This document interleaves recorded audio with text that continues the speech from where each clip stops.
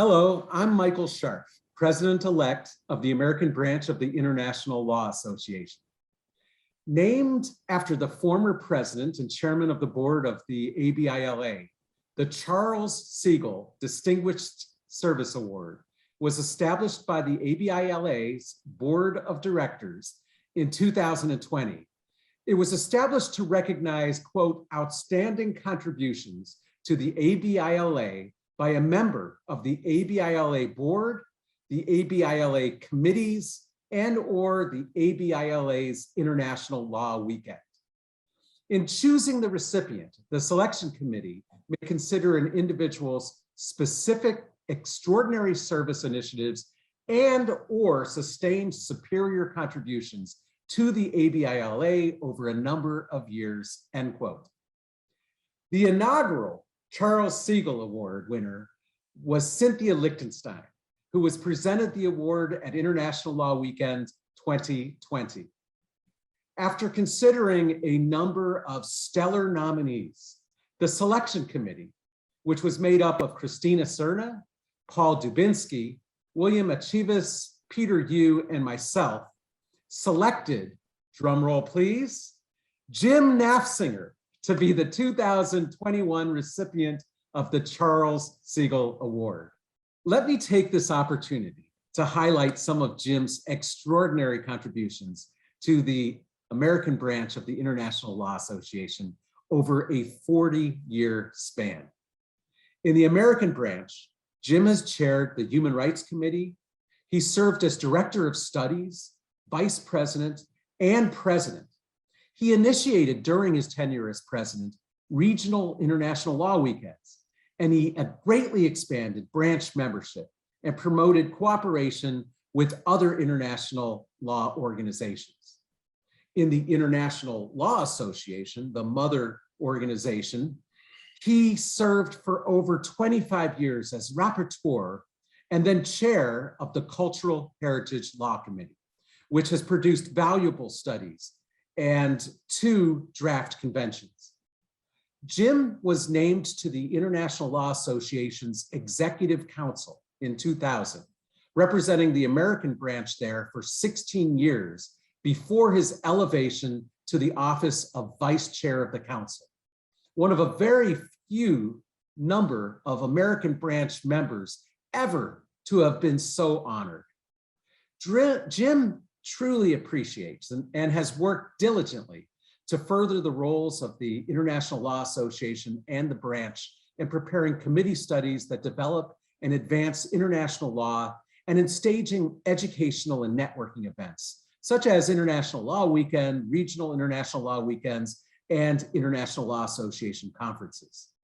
He has strengthened the International Law Association and the branch on numerous fronts, and he has been a valuable mentor and resource for the current American branch leadership, including myself. So a big congratulations to Jim for this honor. Jim, can you please hold up your plaque and say a few words? Wow. Can you see it? Yeah, sure can. Okay.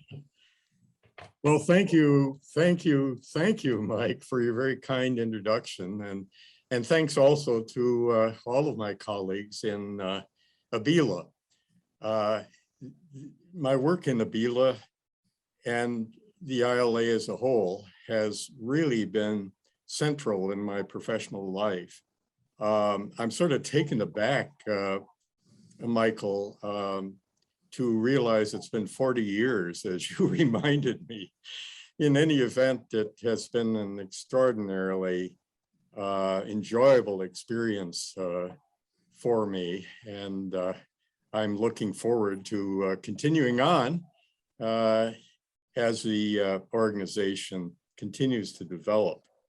I don't know whether the appropriate word is thrilled or deeply moved to express my appreciation. I think it's probably both, but I am really just so pleased to receive this award.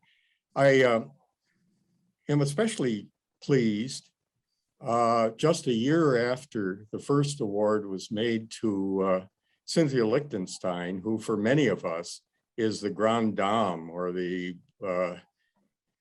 great lady of ABILA. I think we all to some extent follow in her footsteps, which were well defined even before she, long before she received the award. I'm also very pleased that it's the Charles Siegal Award. He was a cherished colleague. When I stepped down as chair of the Human Rights Committee, I eagerly passed the baton to Chuck. And he, fortunately, busy as he was as a leading international lawyer in Los Angeles, accepted the baton and ran with it such as he could. And he did a brilliant job as chair of the Human Rights Committee. In addition, I had the idea, as Michael kindly mentioned, that we should establish or at least experiment with regional meetings. It was kind of a parochial, self-serving idea because here I am way out in the Pacific Northwest, and we simply don't get quite the advantages of Northeast or simply Eastern accessibility. So I had in mind specifically to begin with a Western regional meeting of ABILA. I got in touch with Chuck and was very gratified that he was willing to organize the first regional meeting in LA. I still remember exactly the little restaurant in Washington at the time of the ACIL meeting when Chuck and I met to plot the first meeting, but Chuck deserves a lot of credit for helping initiate the regional meetings as well. So the organization is really not just a going concern, but a growing concern, thanks to current leadership. It's really on the move, and that makes my own well-established commitment, my long association with both ABILA and the ILA, all the more exciting. When I mention the word concern, of course, in a different sense, I think we're all concerned that these are not the best of times for international law.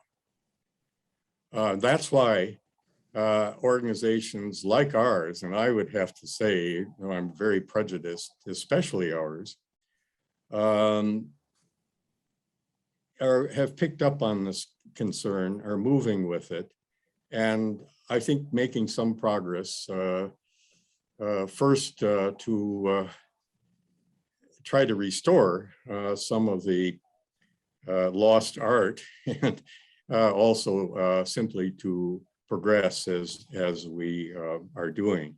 So I am very enthusiastically looking forward to continuing my association with ABILA, my deep commitment to its work as a leading non-governmental organization. And I thank you again from the bottom of my heart for this plaque and this award. Well, Jim, I think it's us who should be thanking you for 40 years of your commitment that made the organization that it is. Once again, congratulations.